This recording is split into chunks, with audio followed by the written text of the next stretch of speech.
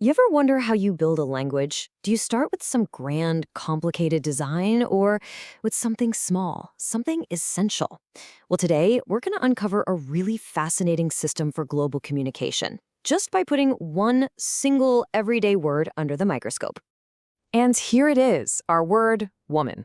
It's a word we all know, a word we all use, probably without a second thought, right? It feels simple, basic, fundamental. But as it turns out, there's a hidden story behind why it's so fundamental. And then we get this clue from our research: woman is on the basic English 850 list. Now, wait a second. A list? All of a sudden, our simple word isn't so simple anymore. It's part of some kind of exclusive club. And that, of course, leads to a much bigger question. I mean, what does it take for a word to be considered so crucial that it makes it onto a list of just 850 words for an entire language? To figure that out, we need to take a closer look.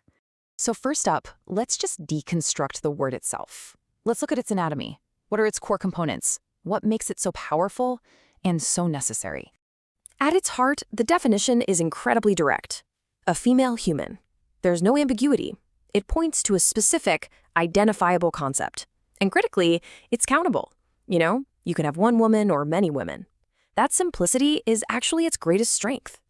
And check out this number, 96. That's how many languages, at a minimum, have a core concept for woman.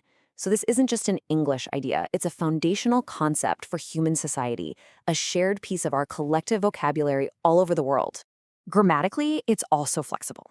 It has a clear singular form and a clear plural form. This ability to distinguish between one and many is absolutely critical for a core noun. But, a word's power isn't just in its definition or its grammar. It's in the connections it makes.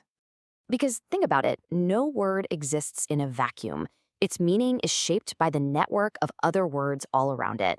And woman is a perfect example of a major hub in that network. Its most immediate connection is its direct opposite, the antonym, man. This pairing creates one of the most fundamental binaries we use to understand the world. One word really helps to define the other. And from there, the web just expands. The word woman connects us to biological concepts like female, to stages of life like girl, to huge social movements like feminism, and to broader ideas about identity like gender. See, it's not just a label, it's a gateway to a whole universe of ideas. Okay, so we've seen the word is simple, it's universal, it's functional, and it's deeply connected. Now let's get back to that initial mystery, the list, that exclusive 850-word club. We've established why woman is such a strong candidate for being essential. But what exactly is this list it belongs to? 850. That's it.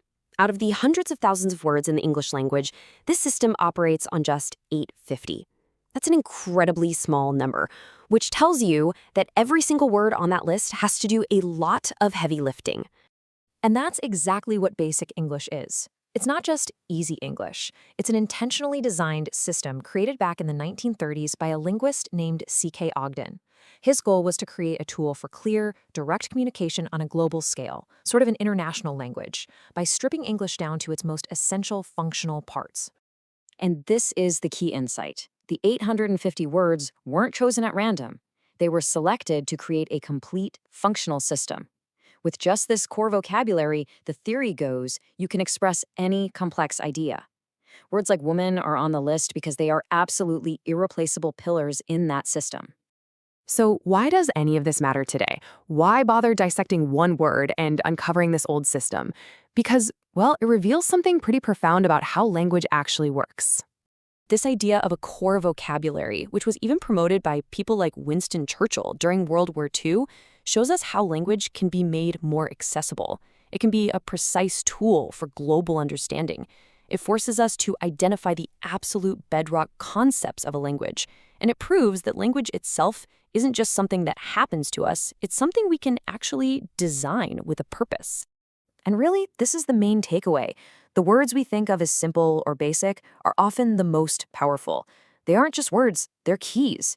Each one unlocks a piece of the vast, intricate system of meaning that we all use to build our world. So I'll leave you with a question to chew on. If you had to choose just one word for that list of 850, a word so fundamental the language couldn't work without it, what would it be? What's the most essential word you can think of?